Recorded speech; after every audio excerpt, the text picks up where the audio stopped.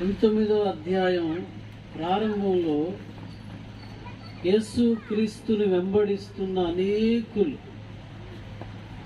స్వస్థత పొందడం అక్కడ మనం చూస్తాం. ఆ తర్వాత పరిసయ్యులు యేసు క్రీస్తు ప్రభువుని ప్రశ్నలు వేయడం, ధర్మశాస్త్రాన్ని బోధించే వాళ్ళు ఆయనను ప్రశ్నలు వేయడం మనం చూస్తాం. వాళ్ళు వేసే ప్రశ్నలు ఏమిటంటే, పురుషుడు తన భార్యను వదిలేయవచ్చా అనే ప్రశ్నను వాళ్ళు వేశారు. అప్పుడు యేసు క్రీస్తు వాళ్ళకు జవాబు ఇచ్చాడు, వ్యభిచార కారణాన్ని బట్టి తప్ప పురుషుడు తన భార్యను విడిచిపెట్టకూడదు. ఒకవేళ పురుషుడు తన భార్యను వదిలితే అతడు మళ్ళీ పెళ్లి చేసుకోకూడదు. విడిచిపెట్టబడినది కూడా పెళ్లి చేసుకోకూడదు. అంటే వాళ్ళకి అది ఒక పనిష్మెంట్ లాగా ఉంది. ఎందుకు అంటే, విడిచిపెట్టిన వీడు మరొకరిని పెళ్లి చేసుకుంటే వాడు వ్యభిచారం చేస్తున్నాడు.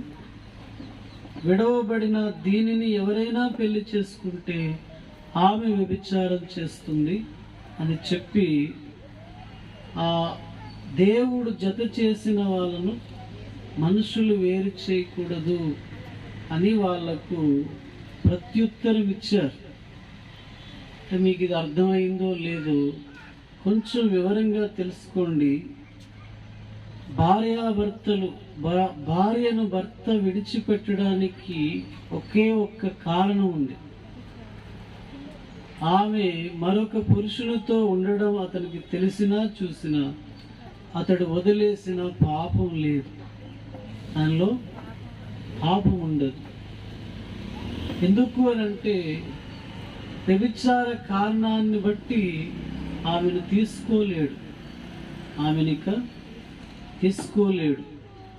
ఒకవేళ అతడు తీసుకోగలిగితే అతడు దేవుని ప్రేమతో నింపబడిన వాడై ఉండొచ్చు. హల్లెలూయా. చాలా పెద్దది, గొప్ప విషయం. రెండవ మాట ఏమన్నారంటే, కొందరు స్త్రీలు భర్తలను విడిచిపెట్టి పరాయి పురుషులతో ఉండడం అది వ్యభిచారం అని చెప్పారు. అంటే విడిచిపెట్టబడిన వ్యక్తిని చాలా మంది పెళ్లి చేసుకుంటారు, అది కూడా పాపం అని రాస్తుంది. భర్త చనిపోతేనే స్త్రీ మరొకరిని పెళ్లి చేసుకోవడానికి అవకాశం ఉంది. భర్త బ్రతికుంటుండగా 2-3 పెళ్ళిళ్ళు చేసుకునే అవకాశం ఎవరికి లేదు. కానీ ఈరోజు ఈ చరిత్ర పూర్తిగా భిన్నంగా ఉంది. ఈరోజు ఇదే ఎక్కువగా లోకంలో జరుగుతుంది. ఒకరిని వదిలేయటం, మరొకరి దగ్గరికి పోవడం, వాళ్ళతో గడపడాలు, వాళ్ళతో వివాహాలు, ఇవన్నీ దేవునికి ఇష్టం ఉండదు. ఒకరిని వివాహం మీరు చేసుకుంటే దీన్ని క్లుప్తంగా మీరు వినండి, దీని భావం తర్వాత మీకు తెలుస్తుంది. ఒకరిని వివాహం చేసుకుంటే కష్టమైన నష్టమైన అక్కడ మీరు భరించినప్పుడు దేవుడు తర్వాత పరిస్థితులను మార్చగలడు. దేవుడు మార్చలేని పరిస్థితులు ఏమీ ఉండవు. కానీ వివాహం అనేది అది బొమ్మల వివాహాలు కావు. ఒకవేళ ఎప్పుడైనా ఆడపిల్ల తన భర్తతో గొడవపడి ఇంటికి వచ్చినా తల్లి ఏం చెప్పాలి? నీ భర్త దగ్గరికి నువ్వు పో అని అనాలి, ఇక్కడికి రావద్దు, అతనితోనే నీకు సర్వస్వం ఉంటుంది అని అనకుండా, ఎవరైతే ఇంట్లో తల్లి చేర్చుకుంటాదో ఆమె తన కూతురు కుటుంబాన్ని పాడు చేస్తారు. 2 తగిలించి పంపితే వారి కుటుంబాలు కట్టబడును. ఒకసారి వివాహం జరిగాక, అమ్మా నిన్ను చంపినా బ్రతికించినా అతడే, నువ్వే వెళ్ళి అక్కడ శ్రమపడి నీ భర్తను మార్చుకో, ప్రార్థన చేయు, దేవుడు ఎందరినో మార్చారు అని చెప్పాల్సిన తల్లి వాళ్ళను అతన్ని వదిలి వస్తే ప్రోత్సాహపరచడం అనేది మంచి లక్షణం కాదు. ఇప్పుడు భూమి మీద వివాహ బంధాలన్నీ ఇలాగే చెడిపోయాయి, పాడైపోయాయి. దయచేసి మీలో ఎవరూ ఆ విధంగా ఉండకూడదు. కష్టమైన నష్టమైన దేవుడు మీకు పెండ్లి చేసిన భర్తతోనూ భార్యతోనూ కాలాలను గడపాలి. హల్లెలూయా చెప్పు. మొదటి మాట మీకు కష్టంగా ఉన్నట్టు. హల్లెలూయా. ఇక రెండవ భాగం ఏం చెప్పారు అంటే, ఒక ధనవంతుడు నిత్య రాజ్యము కొరకు యేసుక్రీస్తు ప్రభువు దగ్గరికి వచ్చి ఇలా అడిగాడు, నేను పరలోకం వెళ్ళాలంటే ఏం చేయాలి? ఇప్పుడు ఆయనకు జవాబు ఇచ్చారు, నరహత్య చేయకూడదు, వ్యభిచరింపవద్దు, దొంగతనం చేయవద్దు, అబద్ధ సాక్ష్యం పలకొద్దు, తల్లిదండ్రులను సన్మానించు, నిన్ను వలె నీ పొరుగువారిని ప్రేమించు. పరిశుద్ధమైన ఆజ్ఞలు దేవుడు ఆయనకి చెప్పారు. అప్పుడు ఆ కుర్రోడు అన్నాడు, ఆ యువకుడు, ఇవన్నీ నేను అనుసరిస్తున్నానండి అన్నాడు. అప్పుడు యేసుక్రీస్తు అన్నారు, అవును నిజమే, ఇవన్నీ నువ్వు అనుసరిస్తున్నావు, కానీ నీలో ఒకటి కొదువుగా ఉంది. ఏమిటి అదంటే, నీ ఆస్తి అమ్మి బీదలకు నీ వచ్చి నన్ను వెంబడించు అనగానే అతడు బాధపడి వెనక్కి వెళ్ళిపోయాడు. దీని అర్థం చూడండి, ఆస్తిపాస్తులు అయితే ఉన్నాయి కానీ దాతృత్వం అయితే అతనికి లేదు. దేవుణ్ణి నిజంగా వెంబడించేవాడైతే ఆ క్షణానికి ఆ కార్యం చేసునేమో. హల్లెలూయా. అపోస్తలుడైన పౌలు గారు తన ఆస్తిపాస్తులు వదులుకుని దేవుని వైపు వచ్చాడు. ఇతడు మరీ అంతకంటే ధనవంతుడై ఉంటాడో ఉండడం మనకు తెలియదు, కానీ దానిని వదులుకోవడం ఇష్టం లేదు. అందుకు ఏమి రాశారంటే, ధనవంతుడు పరలోక రాజ్యంలో ప్రవేశించడం కష్టం, ఆ సూది బెజ్జములో ఒంటె దూరుట సులభం. హల్లెలూయా. ధనవంతుడి కొరకే మనం ఆలోచిద్దాం. సూది బెజ్జములో ఒంటె అంటే దాని అర్థం ఏమిటంటే, అది చరిత్రలో సూది ఆకారంలో ఒక డోర్ ఉండేది ఆ కాలంలో, అందులో నుండి ఒంటెలు పంపేవారు. అయితే అది ఇప్పుడు మనకు సంబంధించదు, అది చరిత్రలో రాయబడింది, మీరు చదవచ్చు, చారిత్రక పుస్తకాల్లో ఉంటుంది. ధనవంతుడు పరలోకములో ప్రవేశించడం అనేది చాలా కష్టం అనే మాట ఇక్కడ రాస్తుంది. ఆ తర్వాత యేసుక్రీస్తు ప్రభు ఇలా అన్నారు, నా నిమిత్తం, నా నామము నిమిత్తం మీరు దేనినైనా వదులుకుంటే అవి అన్నీ మీకు ఎలా అవి లభిస్తాయో అనే మాట 29లో ఒకసారి చూడండి. నా నామము నిమిత్తం అక్క చెల్లెళ్ళు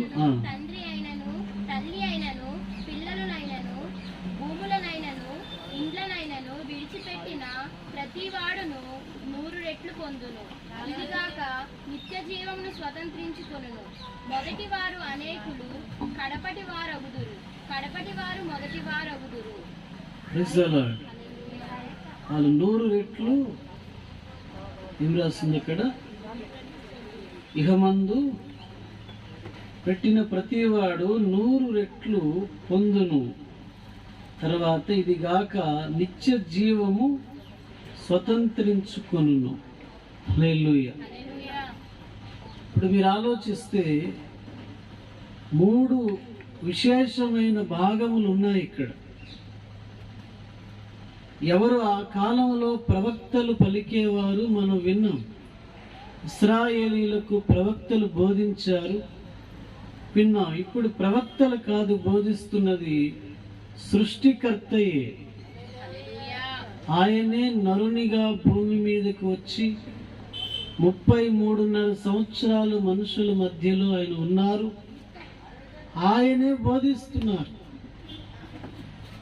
ఆయన బోధిస్తున్నప్పుడు పరిసయ్యులు ఆయన మాటలు తట్టుకోలేకపోయారు. ఆ తర్వాత ఆయన నిత్య జీవము కొరకు, అంటే పరలోకం కొరకు ధనవంతుడికి వేసే ప్రశ్నకు ధనవంతుడు నిలబడలేకపోయాడు. Praise the lord. మీరు ఆలోచించండి, ఈ రెండు చాలా కఠినమైన సందర్భాలు. మనుషులకు రెండు ఉన్నాయి, అంటే మనోనేత్రాలు అని అంటారు. మనోనేత్రాలు వెలిగింపబడిన వాడు సత్యాన్ని అనుసరిస్తాడు. మనోనేత్రాలు వెలిగింపబడిన వాడు అంతంత మాత్రమే దేవునిలో కొనసాగగలడు. మనోనేత్రములంటే ఈ చూచే బాహ్య నేత్రాలు కాదు. వాడు సత్యాన్ని గ్రహించగలిగే నేత్రాలు ఆ దేవుని వలన పొందుతాడు. ఆ పొందిన వాడు అడుగులు వేస్తాడు, వాడు అడుగులను వేస్తాడు. హల్లెలూయా. నిత్య జీవము కొరకు ఒక ఆలోచన, పరలోకం కొరకు ఒక ఆలోచన ఎవరిలో ఉంటుంది? ఈ రోజుల్లో భూమి మీద ఉన్నవారిలో నేను ఒక దినాన చనిపోతాను, నా ఆత్మ ఎక్కడికి వెళ్తుంది అనే చింత ఎవరికి ఉండదు. ఎవరికో కొందరికి ఆ చింత ఉంటుంది, అందరికీ అది ఉండదు. ఆ చింత ఎవరికి ఉంటుందో వాళ్ళు సత్య మార్గాన్ని త్వరగా తెలుసుకుంటారు. సత్య మార్గాన్ని, నా ఆత్మ ఎక్కడికి పోతుంది, నేను కరెక్ట్గా ఇన్ని సంవత్సరాలు ఈ భూమి మీద ఉంటానని నాకు నేను చెప్పలేను, మీకు మీరు కూడా చెప్పలేరు. ఏ రోజు ఆ చెట్టుకి ఉన్న కాయలు, ఏ రోజు ఏ కాయ పడిపోతుందో, ఏ పండు పడిపోతుందో తెలియదు. నిన్న చూచే వాళ్ళు ఈరోజు కనబడడం లేదు. అలా అదృశ్యం అయిపోతున్నారు ఈ లోకంలో. అలాంటిది నా ఆత్మ పరలోకానికి వెళ్ళాలి. తల్లి గర్భములో నన్ను పిండముగా వేసిన వాడు ఎవరు? ఈ పృథ్వీపైకి నేను రావడానికి నాకు సహాయపడింది ఎవరు? కొన్నాళ్ళు ఈ భూతలం మీద నన్ను బ్రతకమని చెప్పి నాకు విద్యను ఆరోగ్యమును ఇచ్చి ఇలా నన్ను నడిపించిన వాడు ఎవరో తెలుసుకున్నప్పుడే నీ బ్రతుకు అర్థం అనేది దొరికింది. అంతవరకు దొరకదు. హల్లెలూయా. నాకు ఈ సహాయం చేస్తున్నవాడు ఉన్నాడని ఎవరు తెలుసుకుంటారో వారి జీవితాలకు అర్థం అనేది దొరుకుతుంది. మానవ శరీర నిర్మాణాన్ని చూచిన శాస్త్రజ్ఞులు దేవునికి కృతజ్ఞతాస్తుతులు చెల్లిస్తారు. ఆయన అద్భుతమైన నిర్మాణంలో మొదటిది మానవ శరీరమే. హల్లెలూయా.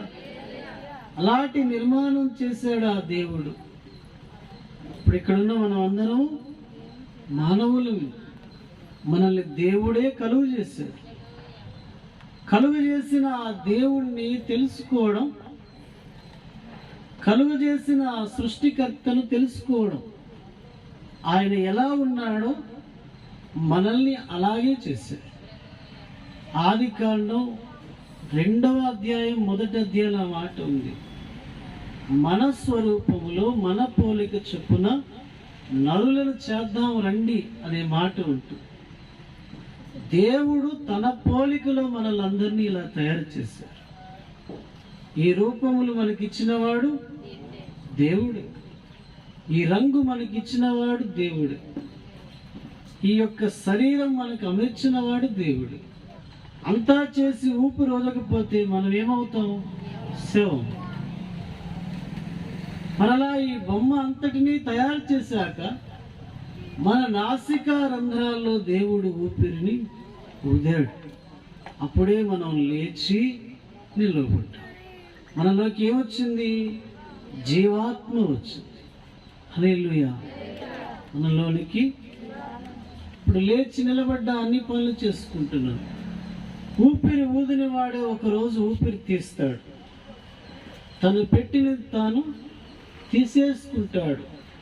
ఆయన పెట్టిన దీపం మరలా ఆయన యొద్దకు వెళ్ళిపోతుంది.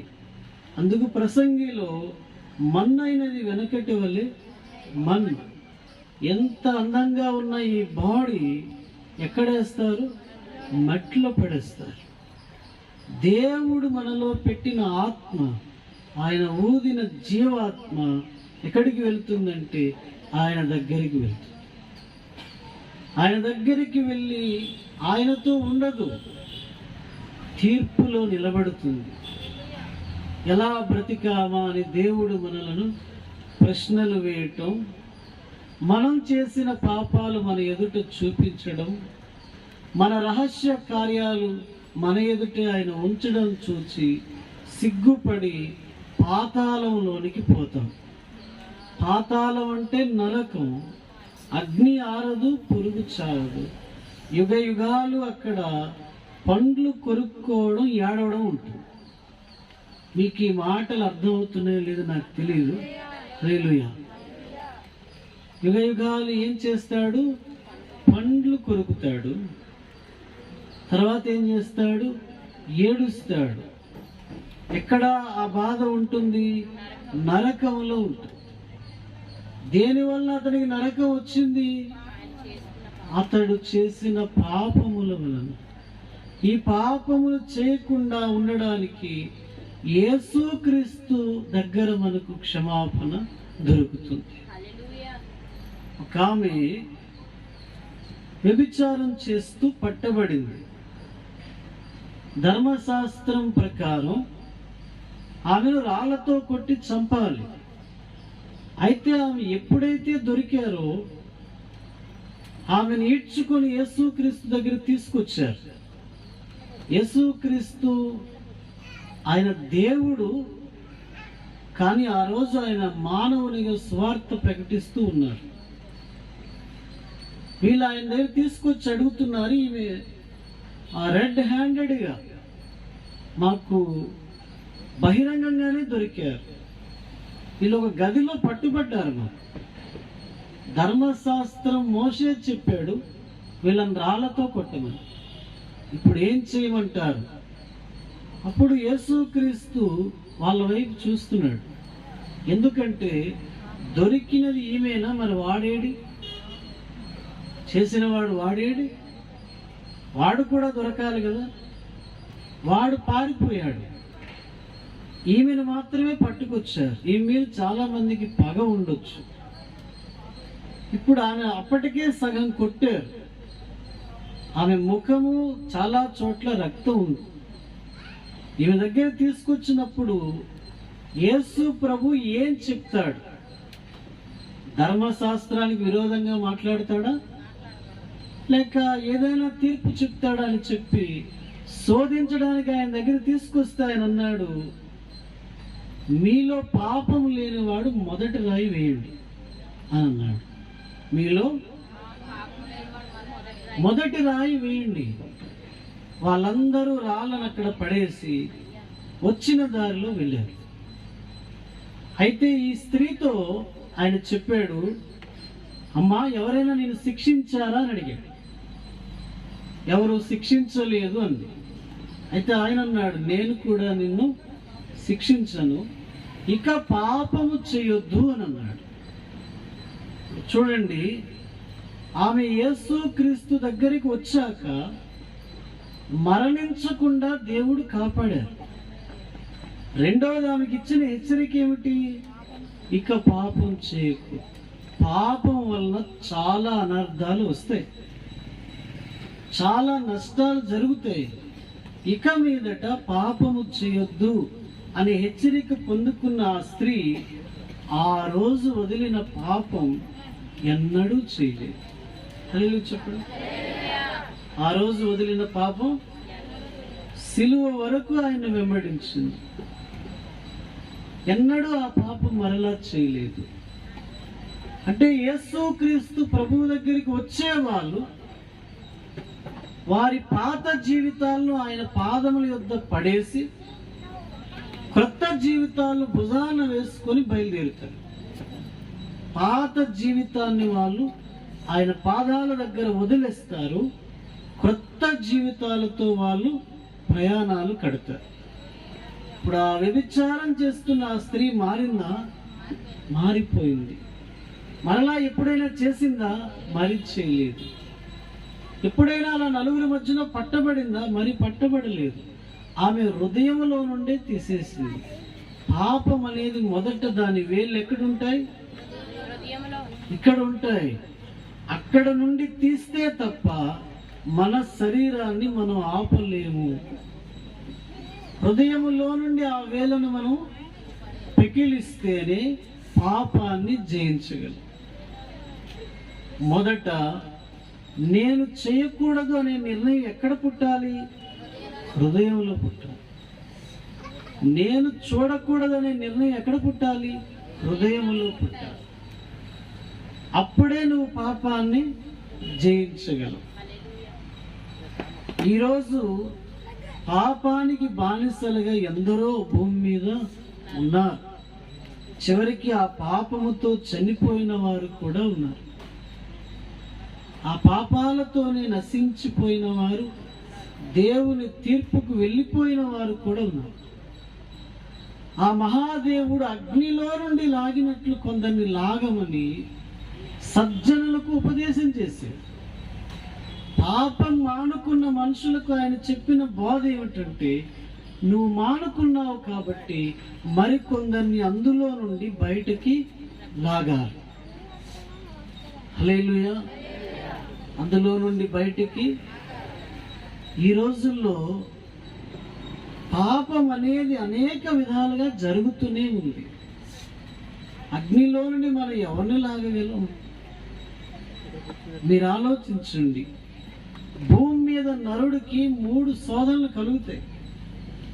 1 కీర్తి, 2 కనకం, 3 కాంత. పురుషుడైతే స్త్రీ అయినా సరే కీర్తి, కనకం, ఇక పురుషుడు, ఈ 3 వాళ్లకు కలిగేవి. గొప్ప వాళ్ళు అయిపోవడానికి శోధనలో పడతారు, ధనికులు అవ్వడానికి శోధనలో పడతారు. ఇక ఒక పురుషుడిని చూచి లేక ఒక స్త్రీని చూచి వాళ్ళు పాపాల్లో పడతారు. ఈ 3 జయించడానికి భూమి మీద ఎక్కడ ఎవరి దగ్గరనూ శక్తి లేదు.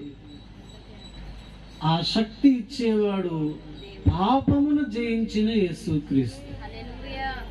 యేసుక్రీస్తులో పాపం ఎవరూ కనుగోలేదు.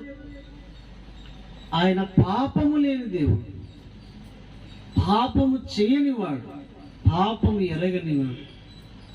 ఆయన పవిత్రుడైన దేవుడు, నీతిమంతుడైన దేవుడు. ఆయన కన్నుల్లో పాపము లేదు. దుష్టత్వం చూడలేని అంతటి పరిశుద్ధమైన కన్నులు గలవాడు. హల్లెలూయా. అలాంటి యేసుక్రీస్తు ప్రభు దగ్గరికి వచ్చేవాళ్ళు పాత జీవితాలను వదిలి కొత్త జీవితాలను ఆరంభిస్తారు. ఏ జీవితాలు వదిలేరు? హల్లెలూయా. వదిలి కొత్త జీవితాలను వాళ్ళు ఆరంభిస్తారు. మరి ఇలా వచ్చిన వాళ్ళు ఆమె ఒకరు. మరి ధనవంతుడు వచ్చాడు, కానీ అతడు క్రొత్త జీవితాన్ని ఆరంభించలేకపోయాడు. ఏది అడ్డుపడింది? ధనం అడ్డుపడింది. ఈరోజు మీరు అనేకులు వస్తున్నారు, కానీ మీరు ఏదైనా వదలండి అని దేవుడు చెబితే అది వదలడం మీ వలన కావడం లేదు. మరి మీరు పాతవి వదలలేనప్పుడు కొత్త జీవితాన్ని పొందగలరా? హల్లెలూయా. పాతవి విడిచిపెట్టకుండా క్రొత్తది ఎక్కడ నుండి వస్తుంది?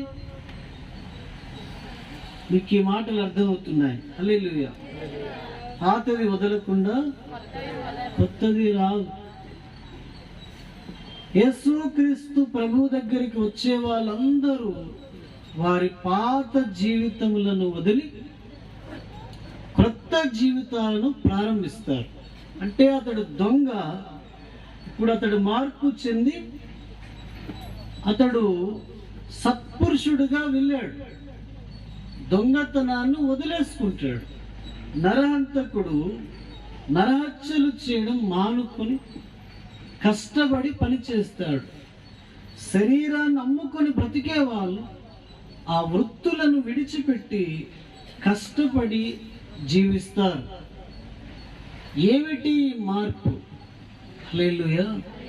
ఆ మార్పుకు అర్థం ఏమిటంటే వాళ్లకు నిజమైన దేవుడు కావాలి అనే ఆశతో ఈ పాత జీవితాలను, పాపపు బ్రతుకులను వాళ్ళు వదిలి కొత్త జీవితాన్ని ఆరంభించారు. అయితే యేసు ప్రభు దగ్గరికి వచ్చిన వాళ్ళందరూ అలా ఉంటారని మీరు అనుకోకండి. కొంతమంది క్రైస్తవుల స్త్రీలకు కూడా 2 భర్తలు ఉంటారు. క్రైస్తవ పురుషులకు కూడా 2 భార్యలు ఉన్నారు. వాళ్ళు కూడా రకరకాల వ్యర్థమైన వ్యాపారాలు చేస్తారు. మరి మీలోనే ఇలా ఉన్నారు కదండి మీరు అనొచ్చు. వాళ్ళు క్రైస్తవులని ఎవరన్నారు? వాళ్ళు క్రైస్తవులు కాదు. సంఘాలకు వెళ్తారు, అలవాటు అయ్యింది, వెళ్తున్నారు. బైబిల్ పట్టుకోవడం అలవాటు, పట్టుకొని వస్తారు. వాళ్ళు క్రైస్తవుడని ఎవడన్నాడు? దేవుడు ఆ సర్టిఫికేట్ వాళ్ళకి ఇవ్వలేదు. వాళ్ళు అలాగే వస్తారు, అలాగే పాతాళానికి పోతారు. కొండ వదిలేవాడే క్రైస్తవుడు. పాపపు మూటను వదిలేవాడే క్రైస్తవుడు. పాత బతుకు కనబడకుండా జీవించేవాడే క్రైస్తవుడు. చాలా మందికి అలవాటు, అలా రావడం అలవాటు, అది నిజమైనది కాదు. అందుకే చాలా మంది అడుగుతారు, మీ వాళ్ళలోనే చాలా మంది సరిగా లేరు కదండి. వాళ్ళు మా వాళ్ళని ఎవరు చెప్పారు? హల్లెలూయా. సంఘానికి వచ్చిన వాళ్ళందరూ మా వాళ్ళే కాదు. ఇందులో కూడా 2 బ్యాచ్లు ఉంటాయి. ఒకటి నిజమైనది, ఒకటి అబద్ధం. ఒకటి నీతిమంతుల గుంపు, మరొకటి దొంగల గుంపు ఉంటుంది. అది ఎల్లప్పుడూ సంఘాల్లో అలాగే ఉంటుంది. అందుకు మీరు క్రైస్తవుల మీద గురి పెట్టుకోకండి. వాళ్ళను చూస్తే ఎప్పుడు మీరు జీవము గల దేవుణ్ణి చేరుకోలేరు. హల్లెలూయా. నిజముగా క్రైస్తవుడు అవ్వాలనుకునేవాడు. మరలా బైబిల్లో యోహాను సువార్తలో ఒక మాట రాసింది. ఆమె పేరు సమరయ స్త్రీ అన్నారు. ఊరి పేరే ఆమెకుంది. ఆమె పేరు తెలియదు, ఆమె పేరు ఇవ్వలేదు. ఆమెకు 4 భర్తలు ఉన్నారు. యేసుక్రీస్తు ప్రభువు ఆ ఊరి వెలుపల ఒక బావి దగ్గర కూర్చున్నాడు. ఆమె నీళ్లు చేదుకోవడానికి వచ్చిన సమయం 12 గంటల దగ్గర, అంటే మధ్యాహ్నం. ఎవరు కూడా ఆ సమయంలో నీళ్ళకి వస్తారా?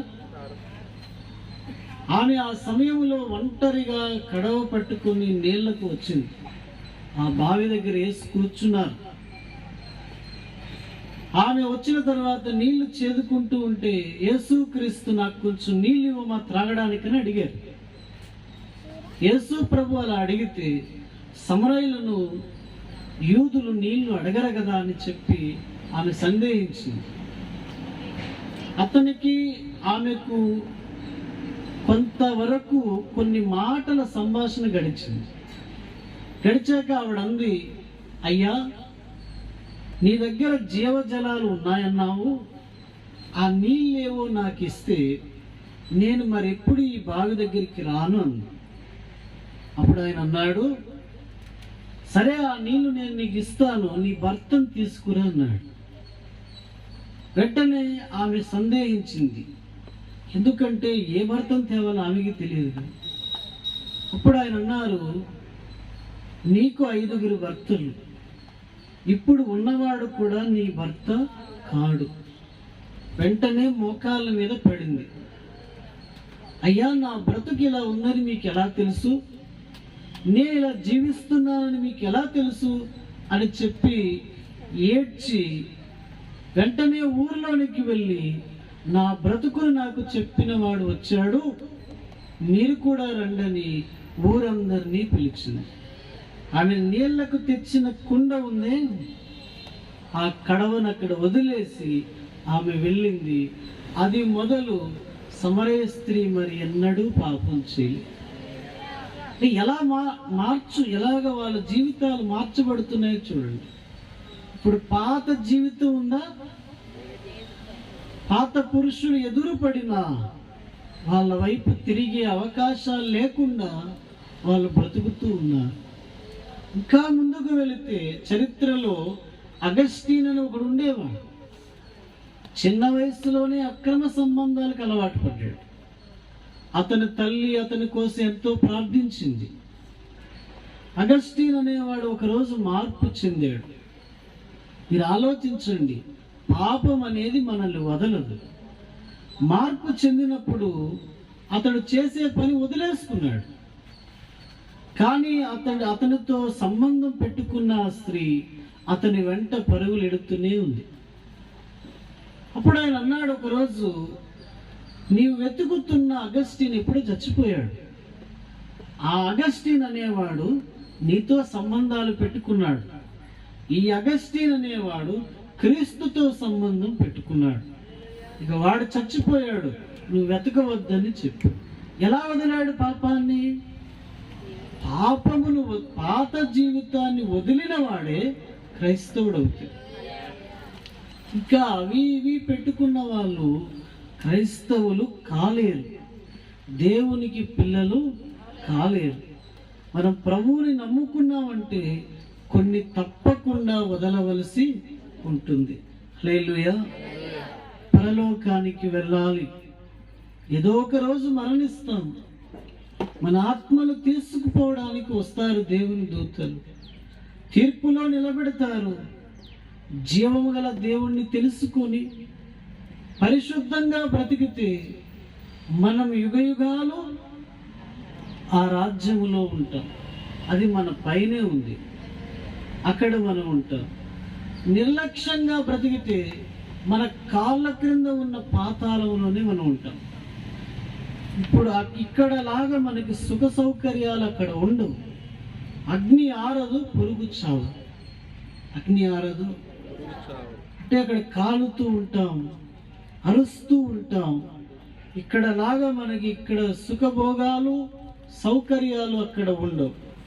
అక్కడికి వెళ్ళిన వారు దేవుని ముఖమును చూస్తూ ఆనందిస్తారు. ఆ మాట ఇక్కడ రాసి ఉంది, నీతిమంతులు సూర్యుని వలె తేజరిల్లెదరు. హల్లెలూయా. నీతిమంతులు సూర్యుని వలె వాళ్ళు తేజరిల్లుతారు. Praise the lord. ఆ మాట వద్దులేండి. నీతిమంతులు సూర్యుని వలె తేజరిల్లెదరు అనే మాట ఉంది. ఇప్పుడు మనం ఆలోచిస్తే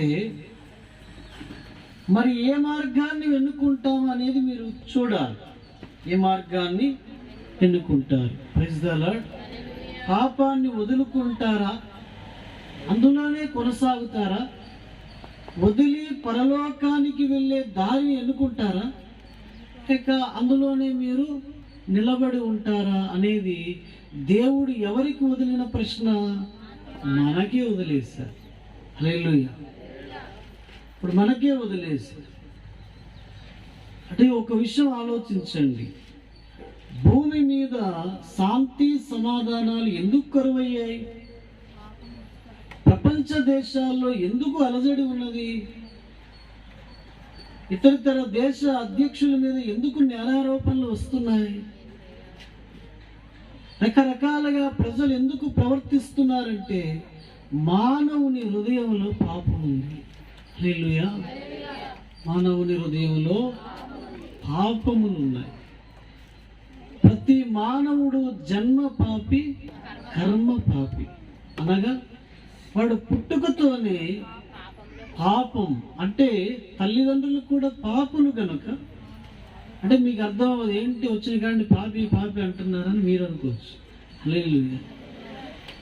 ఇది ఇందులో పరిశుద్ధ గ్రంథం అంతా మీకు అర్థమైనప్పుడే ఆ పదం మీకు అర్థమయ్యి నేనే పాపం చేశాను అని మీరు ప్రశ్నలు కూడా వేయొచ్చు. పాపం అనేది ఆజ్ఞ అతిక్రమం అని చెప్పారు.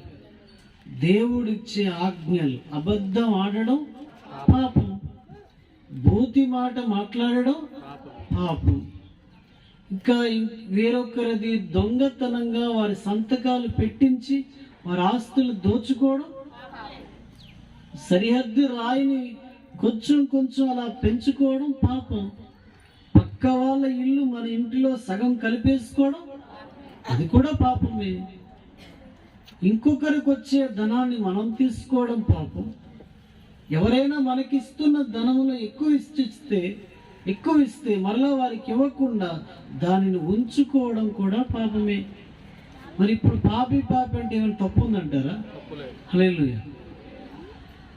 ఇవన్నీ పాపములే.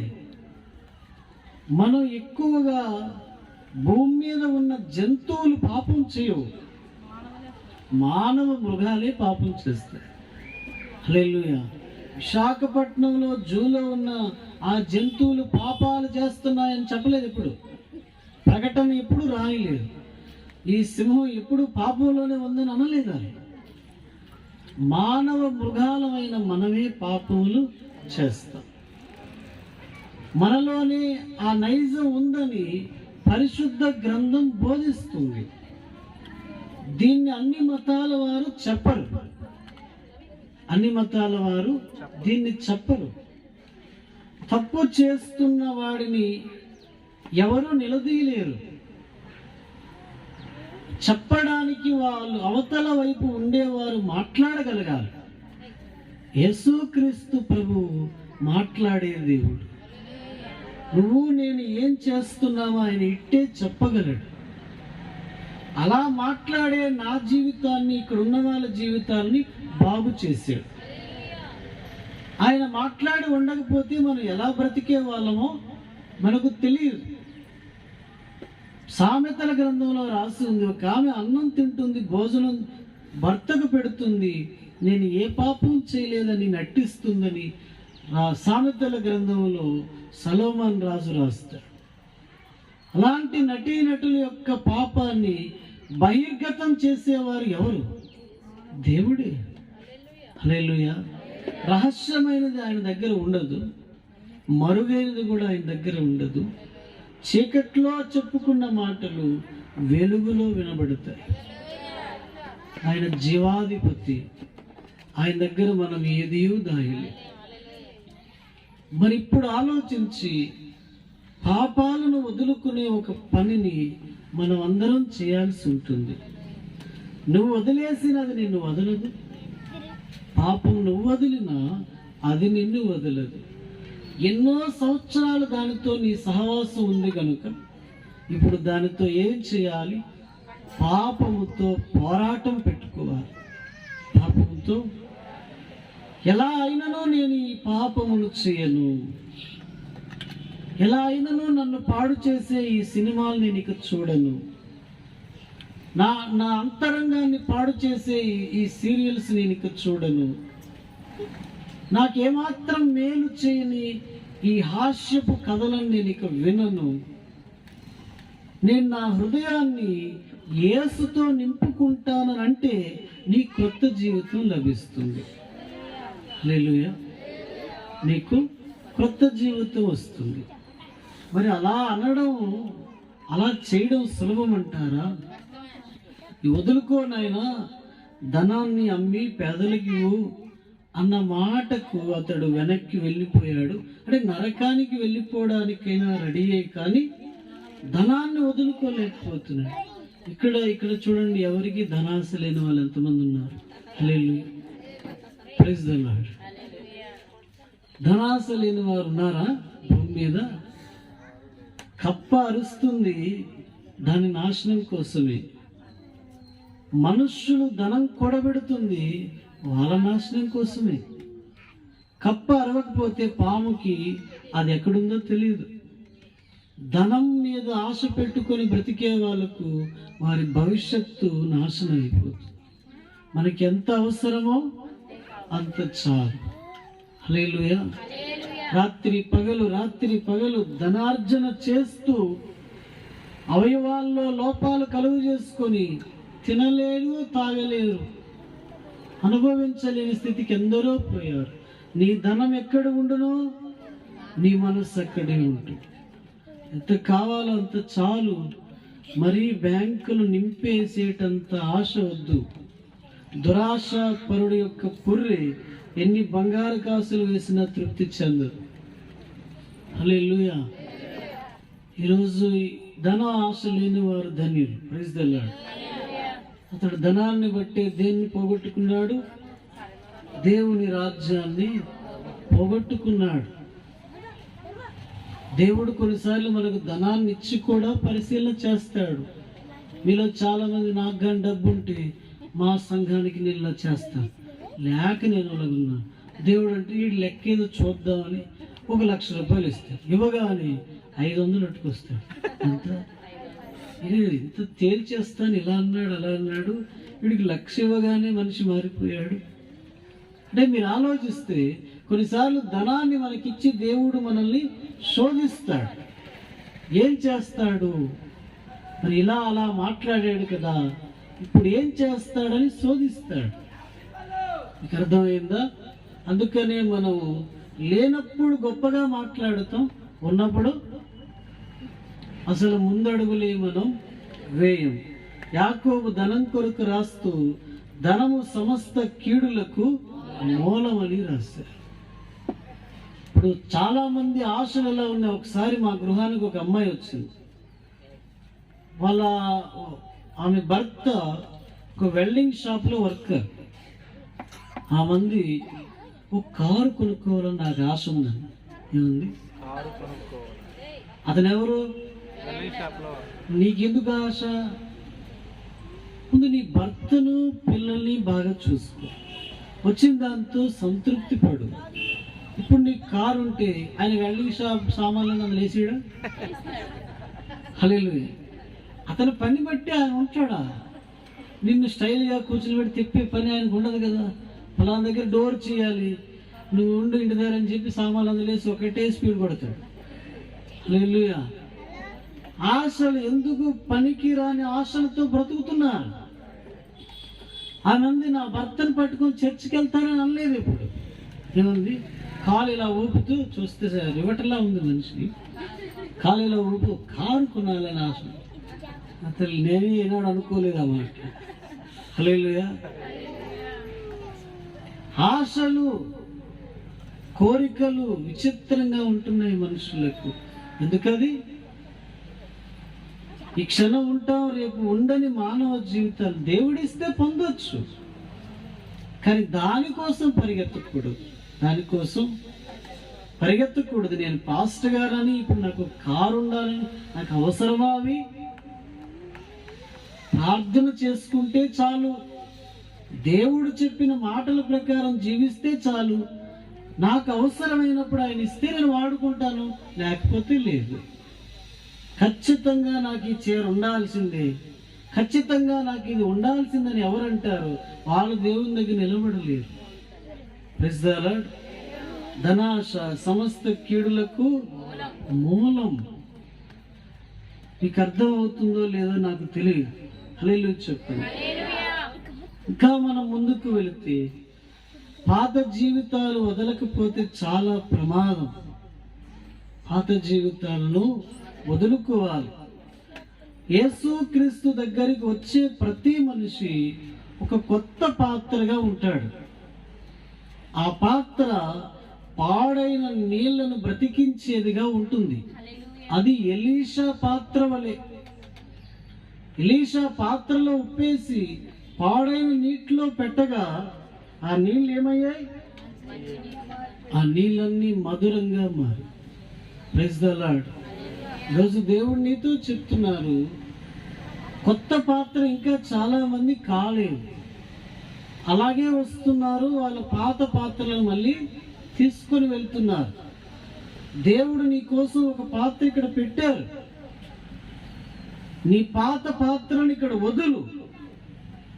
నీ పాత జీవితాన్ని ఇక్కడ వదిలే ఈ క్రొత్త జీవితాన్ని మరలా తీసుకుని వెళితే నీ జీవితానికి అర్థం ఉంటుంది.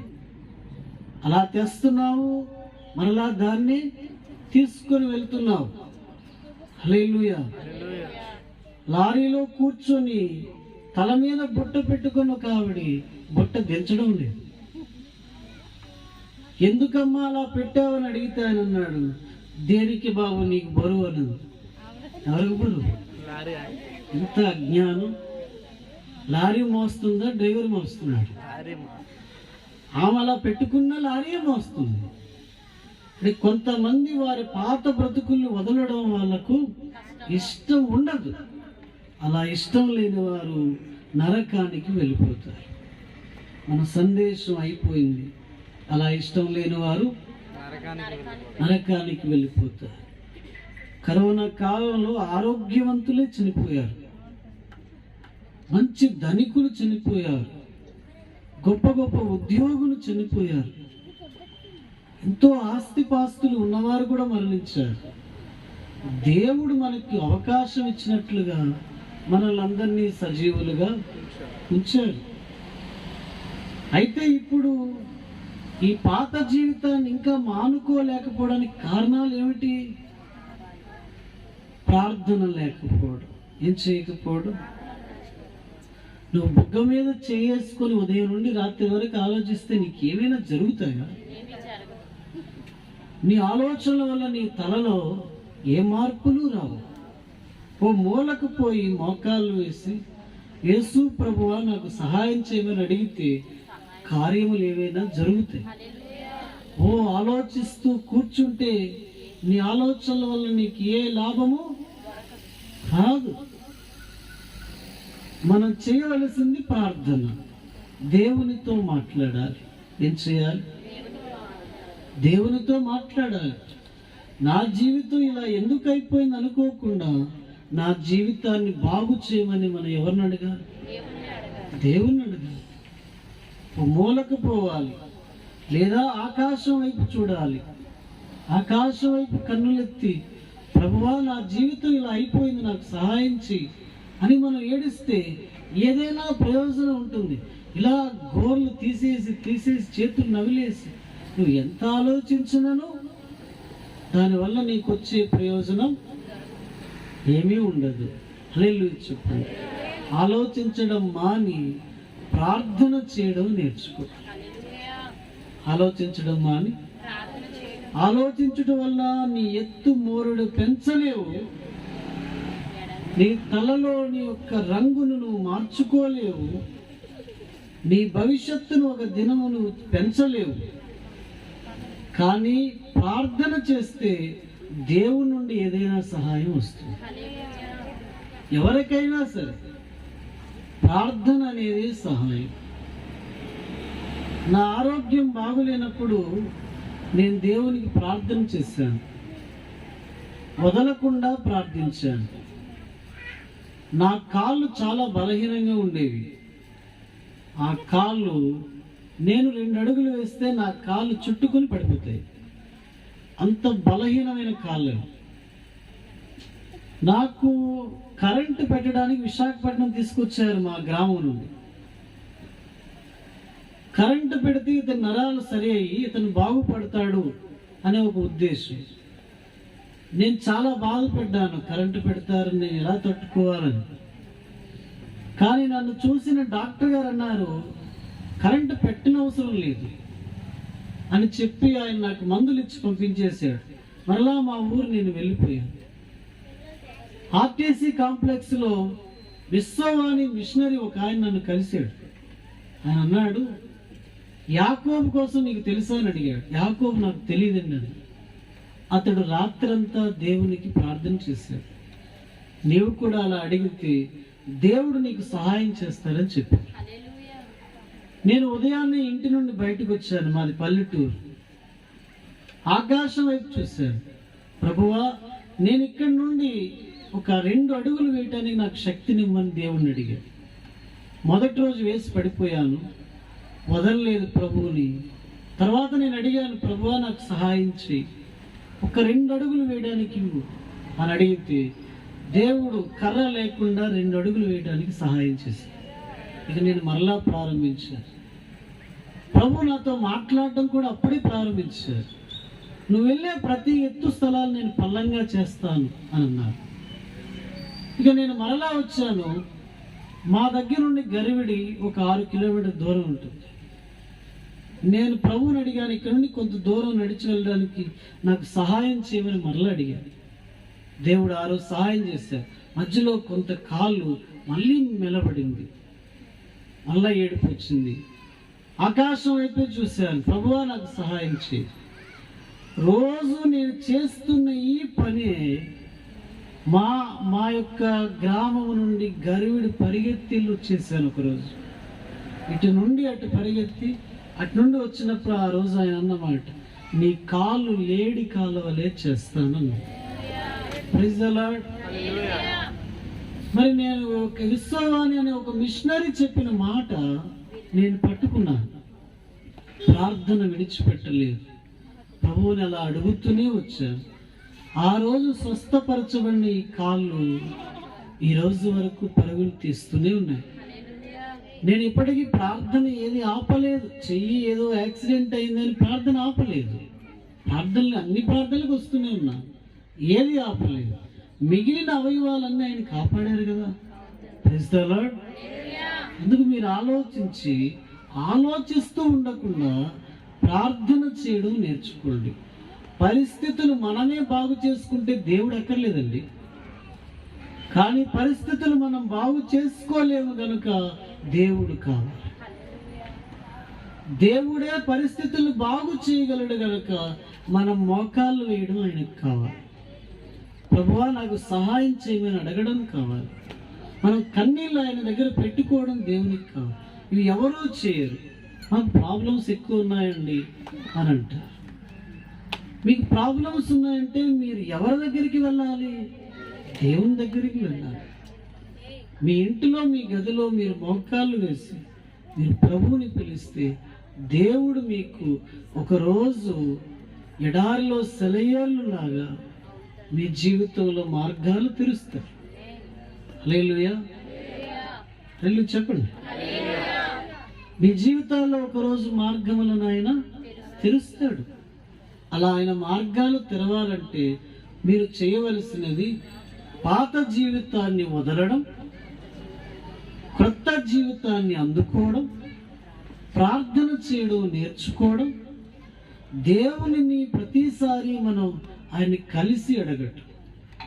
నాకు జన్మనిచ్చిన తల్లి 4 గంటలకు మోకాలు వేసి నా కుమారుడు చావు బ్రతుకుల్లో ఉన్నాడు, వీడు బ్రతికితే నీ సేవకు తీసుకో, లేదంటే వాడిని చంపే, వాడు పడుతున్న బాధ నేను చూడలేకపోతున్నానని. అర్ధరాత్రిలో నాకు వచ్చిన చలికి మా అమ్మను గట్టిగా పట్టుకొని నేను పడుకునేవాడు. నా తల్లి చేసిన ప్రార్థనలు దేవుడు విని, నా ప్రార్థనలు విని నన్ను సజీవుడిగా చేశాడు. హల్లెలూయా. ధనం లేదు, ఇంటిలో ఆర్థిక సహాయం లేదు, నాన్నగారు త్రాగుతారు, డబ్బు లేదు, అనారోగ్యంతో బాధపడిన నన్ను మంచం మీద పడేశారు. నా చావుకు వాళ్ళు నన్ను వదిలేశారు. గవర్నమెంట్ హాస్పిటల్కి మా అన్నయ్య నన్ను ఎత్తుకొని తిప్పాడు. వాళ్ళు ఏం చేయలేకపోయారు. చివరికి యేసు నన్ను ఆదుకున్నారు. ఒకవేళ యేసు లేకపోతే నేను చనిపోతాను. Praise the lord. అందుకు మీరందరూ చేయవలసింది ఆ యేసుకు ప్రార్థన చేయడమే. మిమ్మల్ని తప్పకుండా దేవుడు ఆయన ఆదుకుంటాడు. ఇది నా జీవిత అనుభవం. ఎంత కష్టమైనను ప్రభువు నేను వదలలేను. ఆ తొలి దినాలు అలాంటివి. రవికుమార్ అనేవాడు ఈరోజు ఉన్నాడంటే యేసు అనే ఆ దేవుడు ఉన్నాడు కనుకనే. Praise the Lord. ఇక మీరు కూడా అటువంటి దేవుణ్ణి వెంబడిస్తున్నారు. పాత జీవితాలు వదలండి. పాపం అనేది చేయకండి. యేసుక్రీస్తుకి పాపానికి పడదు. యేసుక్రీస్తు దగ్గరికి వస్తే పరిశుద్ధులం అయితేనే ఉండగలం, పాపాత్ములం అయితే ఉండలేం. మీరు కైనాలు వేసుకున్న వాళ్ళైతే దేవుడి దగ్గర ఉండలేరు. సిగరెట్లు తాగేవారైతే ఆయన దగ్గర ఉండలేరు. పెళ్ళి కాక మునిపే మీరు వెయ్యకూడని వేషాలు వేసేవారైతే ఆయన ఎదుట నిలబడలేరు. ఆయన దగ్గర నిలబడే వాళ్ళు ఎవరు అంటే పవిత్రంగా బ్రతకాలని ఆశ గలవారే. వాళ్ళే నిలబడగలుగుతారు. వాళ్ళు నిలబడితే దేవుడు వారిని హెచ్చిస్తారు. ఇదిగో ఇక్కడ నిలబడి నీతో చెప్తున్నాను, ఒకరోజు నిన్ను నేను హెచ్చించబోతున్నానని. ఒకరోజు దేవుడు నిన్ను ఖచ్చితంగా హెచ్చిస్తారు. నీ చేతి క్రిందకు అనేకులు వచ్చేలా దేవుడు చేస్తాడు. నన్ను హెచ్చించిన దేవుడే నిన్ను హెచ్చిస్తాడు. నేను ఎలా ఆయన వెనక్కి పరిగెత్తానో నీవు ఆయన వెనక్కి పరిగెత్తు. ఇంతకంటే నీకు గొప్ప సందేశం లేదు. ప్రార్థన చేసుకో.